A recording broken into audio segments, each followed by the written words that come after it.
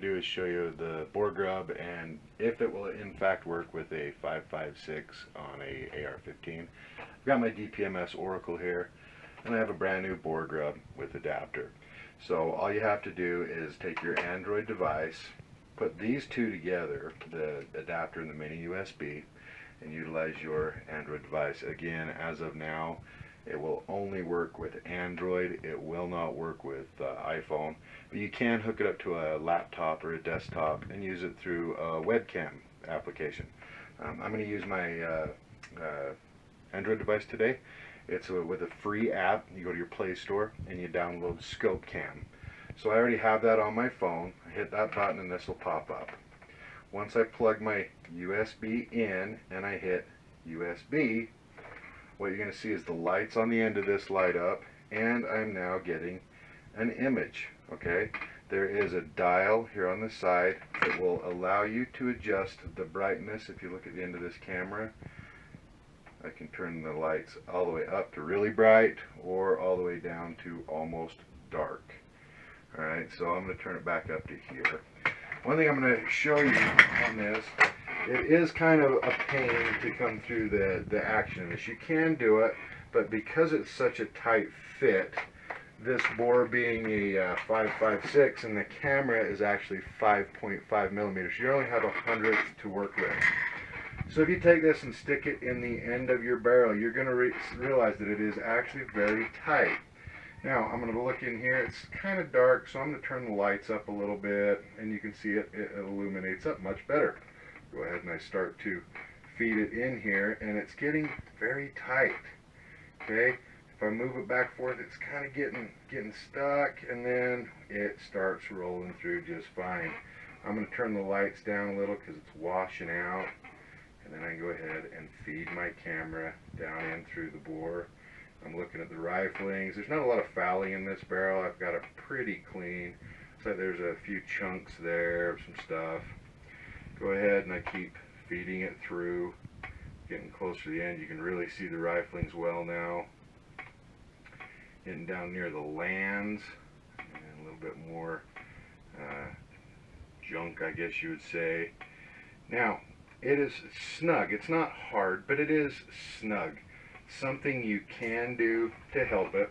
This is a waterproof camera. I'm just going to take a little bit of my Prolix lubricant here. It's just a gun oil. Just put a few drops on there.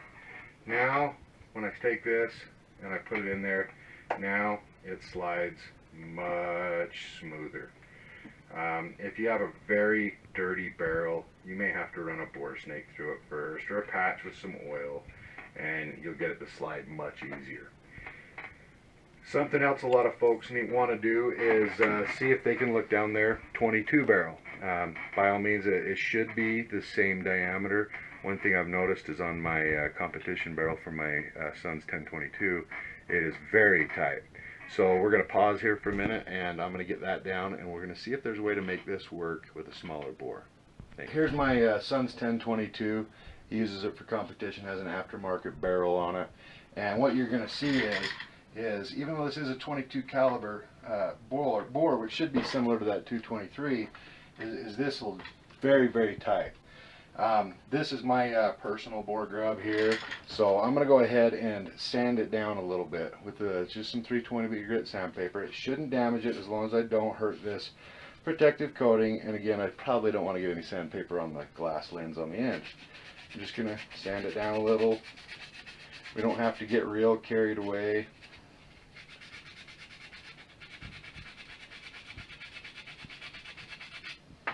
And you can see a little bit of the paint's coming off. It's not a big deal.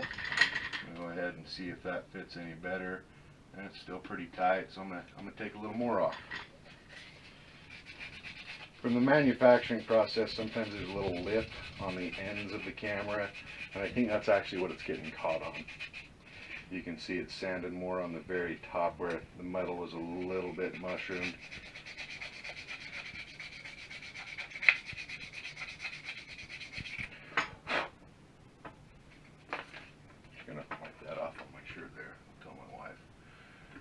Now starting to slide in. What I've done is I've taken our bore grub and just some 320 grit sandpaper, and I've very carefully sanded this end piece. There's aluminum color on here.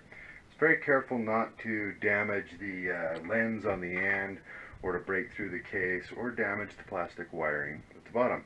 But I just took a few hundredths off of this. Most of the paint's gone. That's really all I did, was take the paint down, not to damage it too much. I'm just going to simply take a little piece of cloth, good for lenses and things like that. I'm going to clean the lens on the end of it and make sure that I didn't get any extra little goodies on there.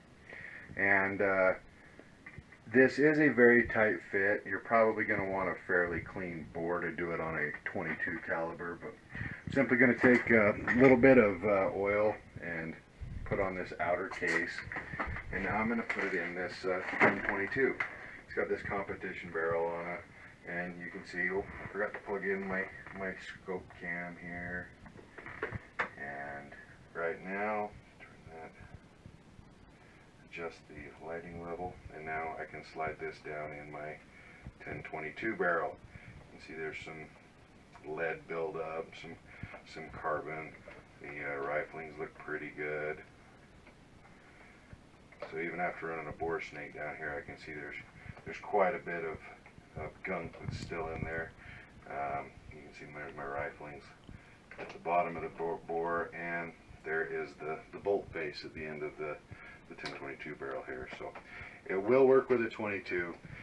If you're going to sand the end of that down, keep in mind that you're doing so at your own risk. It will fit down a 223 barrel, 5.56, anything on up from that, just fine.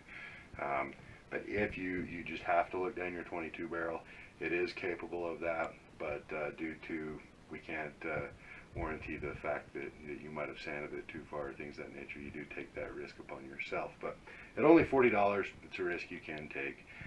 I've done it just to prove that it can be done.